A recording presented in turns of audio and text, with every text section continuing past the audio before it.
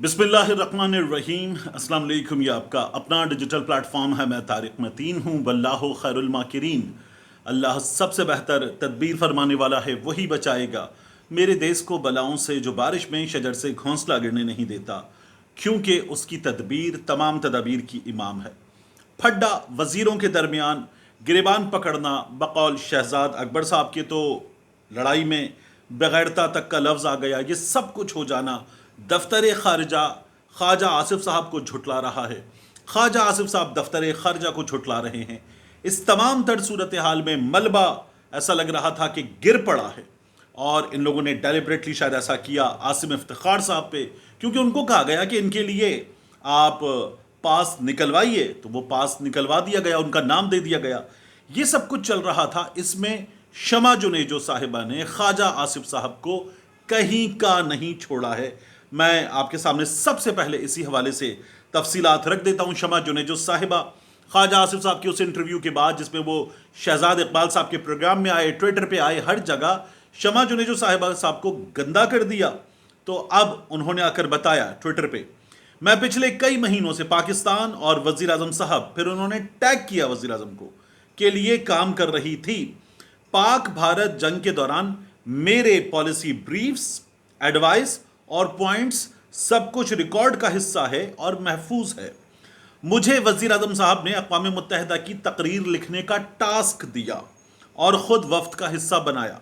शहबाज शरीफ साहब ने बताया, मेरा नाम बाकायदा एडवाइज़र के तौर पर शामिल किया गया। अब ये लफ्ज़ एडवाइज़र आपको याद रखना है।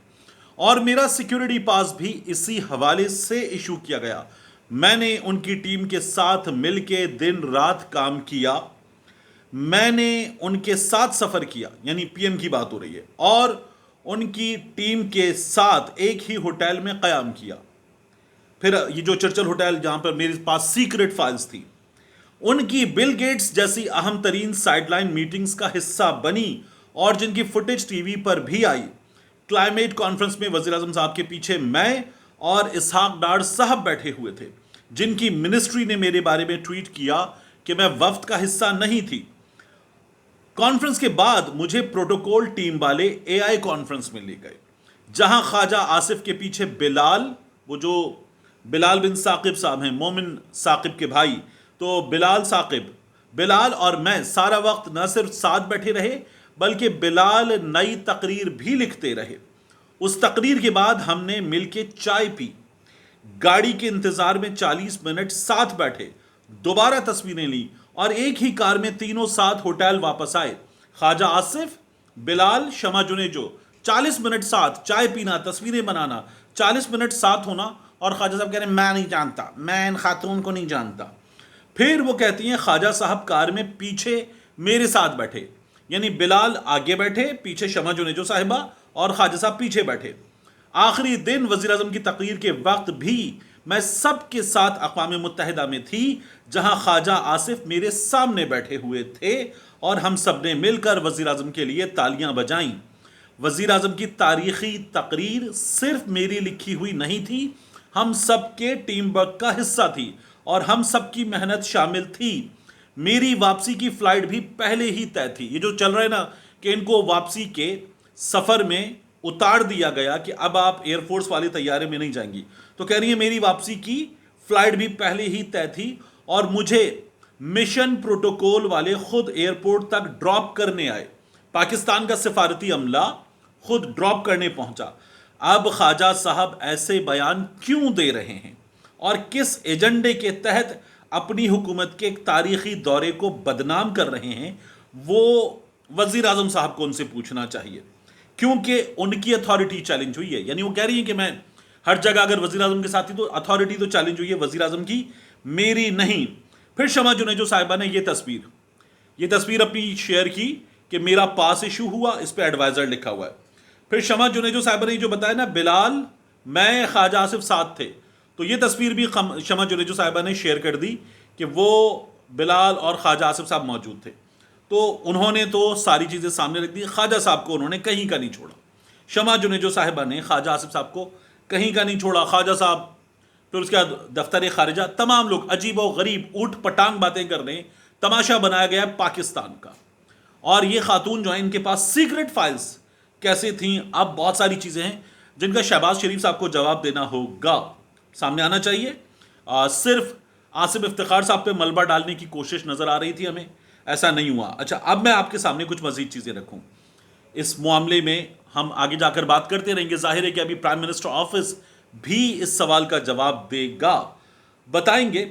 अब मैं आपको बताता हूँ मज़ीद कुछ चीज़ें इस हवाले से। देखिए, शमा जुनेजो साहिबा जो हैं वो ये भी कह रही हैं कि मेरी वो जो ट्वीट्स थी इसराइल के हवाले से वो पुरानी थी, अब तो मैं नेतन्याहू पे और फ़लस्तीन के हालात पे और वहाँ कत्लो गारतगरी पे तनकीद करती हूँ। तो अब देखना है कि क्या करती हैं, लेकिन इनकी जो ट्वीट्स थी उस वक्त भी मजालिम इसराइल के जारी थे, तो ये एवं फजूल की बात है। और हमेशा से इसराइल मतलब क्या, आप जो बातें कर रही हैं कि उस वक्त ठीक था, तो इसराइल का इंसान का बच्चा था उस वक्त, नहीं था। तो एक और मामला बहुत अहम जिसके बारे में मैंने आपको इस वीडियो में बताया, इंडिया पाकिस्तान मैच पे मैं अभी आपको बताता हूँ, आगे तक देखिएगा वीडियो को।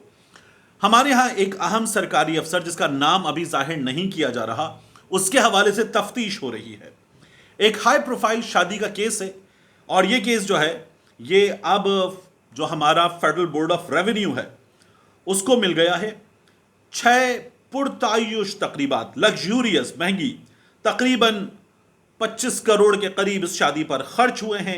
एक बड़े सरकारी मुलाजिम के घर की शादी है, ज़बरदस्त वेन्यूज़, डिज़ाइनर मलबूसात, हीरों के जेवरात, फायरवर्क्स और फिर इंटरनेशनल कंसल्टेंट्स। कैसे शानदार शादी की जाती है, इंटरनेशनल कंसल्टेंट्स, ये तमाम खर्चे किए गए। और एक सरकारी अफसर ग्रेड 21-20 का भी हो तो ये कैसे खर्च कर सकते हैं। उनकी बेटी के टैक्स रिटर्न्स में, उनके टैक्स रिटर्न्स में खर्च का कोई जवाब सामने नहीं आ रहा। अंसार अब्बासी साहब ने यह खबर दी है। वो कहते हैं जहां टैक्स लागू होता था वहां भी अदायगी नहीं की गई। ये किसी फीचर फिल्म के बजट जैसी तकरीब जो है, सिर्फ सजावट और मकामात के इंतखाबात पर लगे 4 करोड़, 6 तकरीबात 400 मेहमानों के खाने पर 3 करोड़, दूल्हा दुल्हन करीबी रिश्तेदारों के मलबूसात, ये इंडिया पाकिस्तान के बड़े बड़े डिजाइनर्स से तैयार करवाए गए थे, 3.5 करोड़। सबसे हैरान कुन खर्च जेवरात पर किया गया, हीरों के और सोने के जेवरात 8 करोड़, मेकअप, स्टाइलिंग, तफरी, फोटोग्राफी 3 करोड़, दावतनामे, तहाइफ, और उसके अलावा जो जो इस शादी की फोटोग्राफी हुई है उस पर भी 2 करोड़ 80 लाख, तकरीबन 24 करोड़ 80 लाख रुपए खर्च किए गए। और drone footage, cinema style shoot, गोरमे meals, fireworks, drone light show, ये जो आप इंटरनेशनल इवेंट्स में देखते हैं ड्रोन के जरिए light show, drone light show, हाथ से तैयार करदा दावतनामे और जाती नौयत के तहाइफ, मोमबत्तियों के गुलदस्ते, जाती नौयत के तहाइफ। अभी एक कुछ अर्सा पहले एक शादी की बात हो रही थी, मास्टर वालों की, मास्टर टाइल्स और जलाल सन्स वाले, इनके घरानों की शादी की बात हो रही थी, तो मेहमानों को तोहफे दिए गए थे। ये अंबानी की शादी में भी हुआ था। इस शादी में दौलत की खुलेआम नुमाइश की गई। एफबीआर हुक्काम कहते हैं कि अखराजात को दुरुस्त साबित करने के लिए कोई डिक्लेरेशन नहीं है कि ये जिनके खर्चे हुए, क्या वो ये खर्चे कर सकते थे, कहीं से साबित नहीं हो रहा, क्योंकि उन्होंने उतना फिर डिक्लेयर किया हो ताकि वो इतने खर्चे कर सकें। ये सर्विसेज खुफिया तौर पर हासिल की गई, वेंडर्स को अदायगी की गई कैश में, और कोई इनवॉइस नहीं है। टैक्स की जांच पड़ताल से बचने का यह तरीका है। दुल्हन ने कनाडा, बरतानिया, मैक्सिको, मुत्तहदा अरब अमारात के कई दौरे कर रखे हैं, जिससे अंदाजा होता है कि टैक्स गोशवारों में जाहिर किए गए अदाद शुमार के बरक्स इनका असल तर्ज जिंदगी बहुत ज्यादा शानदार है। टैक्स हुक्काम कहते हैं कि यह केस टैक्स चोरी के इंतजामी मसले की बेहतरीन मिसाल है। अमीर तबके की शादियां, बैरून मुल्क सफर, जायदाद, जेवरात पर होने वाला लग्जूरियस खर्च अक्सर सामने नहीं आता और टैक्स के दायरे से बाहर रहता है। ये छुपी हुई दौलत है जिसका रियासत सुराग लगाने में नाकाम रहती है। अंसार अब्बासी आपने ये लिखा है। अभी पिछले दिनों 20 सितंबर की स्टोरी थी, उसमें यह बताया गया कि एफबीआर वाले काम कर रही हैं जो सोशल मीडिया पर दौलत की नुमाइश होती है ना, कोई इन्फ्लुएंसर, कोई टिकटॉकर, कोई वीडियो बनाने वाला, उसके अलावा बड़े बड़े लोग ये बताते हैं कि हमने लुफ्थांसा में, कतर में या सिंगापुर एयर में बिजनेस क्लास में सफ़र किया, हम इस वाले होटल में ठहरे, ہم نے یہاں جا کے یہ والے بل بورڈ پہ اپنی تصویریں لگوائیں, ہماری یہ گاڑی اتنے کروڑ کی, وہ گاڑی اتنے کروڑ کی, اتنے لاکھ کی گاڑی, اتنے کروڑ کی گاڑی ہم نے تحفے میں دے دی. یہ جو تمام چیزیں ہوتی ہیں ان کے خلاف بھی ایف بی آر جو ہے وہ کام کر رہا ہے, اور ان سے اب حساب مانگا جائے کہ بھائی صاحب ٹیکس کدھر ہے. 20 ہزار ڈالر کے سوٹ استعمال کیے جاتے ہیں, ان کو پکڑا جائے گا. یہ ایف بی آر نے ہمیں بتایا تھا. اب ایک شادی پر ایف بی آر نے ہاتھ ڈال دیا ہے, یہ پتا چل رہا ہے. جہاں ایک سرکاری افسر کی بات ہو رہی ہے, وہیں ایک سرکاری افسر اور انفلوئنسرز کی بات ہو رہی ہے. میں انڈیا پاکستان میچ پہ آتا ہوں, بڑے کھلاڑی کی انجری پہ آتا ہوں. ڈکی بھائی جیل میں کیا کر رہے ہیں؟ خبر یہ ہے کہ جو اقبال سنگھیڑا صاحب سیالکوٹ میں سی اے اسپورٹس والوں سے پیسے لینے کے الزامات, خواجہ آصف صاحب کے قریبی آدمی, وہ اور ڈکی بھائی یہ جیل میں بالکل قریب قریب ہیں.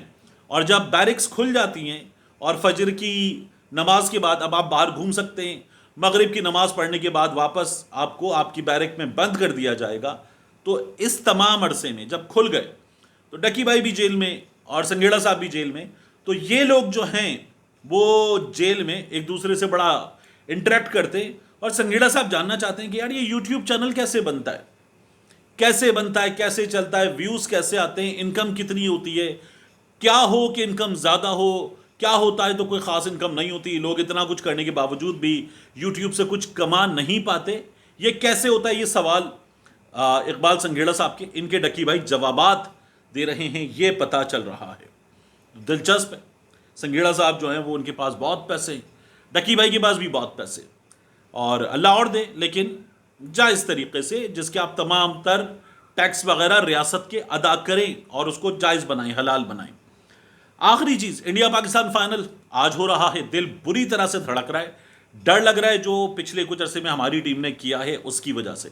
انڈیا سے 2 بار ہارے, جن سے جیتے میچ پھنسا کے جیتے, اور جو ہارے یک طرفہ ہارے, تو بہت ڈر لگ رہا ہے. انڈیا کا ایک بڑا کھلاڑی اس میچ میں انجرڈ ہے.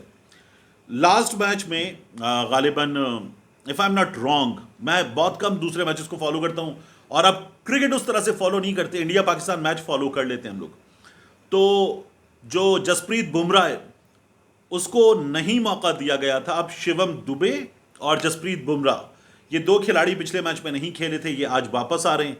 اور بڑی خبر یہ ہے کہ ہاردک پانڈیا ہیمسٹرنگ انجری کا شکار ہوئے تھے, کھیلیں گے یا نہیں کھیلیں گے. ممکن ہے جب آپ ویڈیو دیکھ رہے ہیں تب تک جواب آ چکا ہو. اس ویڈیو کی ریکارڈنگ سے پہلے میں نے آخری بار چیک کیا تو تب تک ہاردک پانڈیا کھیلنا مشکل ہے, یہ ہمیں پتا چل رہا تھا. تو اس میچ کے حوالے سے بڑی خبر ہے. تقریباً 41 برس کے بعد ایشیا کپ کے فائنل میں انڈیا پاکستان آمنے سامنے ہے, بہت بڑا معاملہ ہے. دوسرا, آئی سی سی کے ایونٹس میں فائنلز میں اب تک جو میچز ہوئے ہیں ان میں ہم انڈیا سے زیادہ جیتے ہیں, لیکن گزشتہ کچھ عرصے کی کارکردگی کان پکڑے جا سکتے ہیں, توبہ کی جا سکتی ہے, اور جیت کے لیے ٹیم پہ بھی تھوڑا بہت بھروسہ کرنا چاہیے, ٹیم کو دعا بھی دینی چاہیے, اور اللہ تعالیٰ سے دعا کرنی چاہیے کہ اللہ تعالیٰ عزت دے. ٹیم کی حرکتیں جیتنے والی نہیں ہیں, لیکن انشاءاللہ اللہ سے دعا کیجئے, دعا میں بڑا اثر ہوتا ہے. اللہ تعالیٰ سن لے تو ہماری یہ ٹیم انڈیا کو ہرا بھی سکتی ہے. ملتے ہیں انشاءاللہ آپ سے اگلی ویڈیو میں.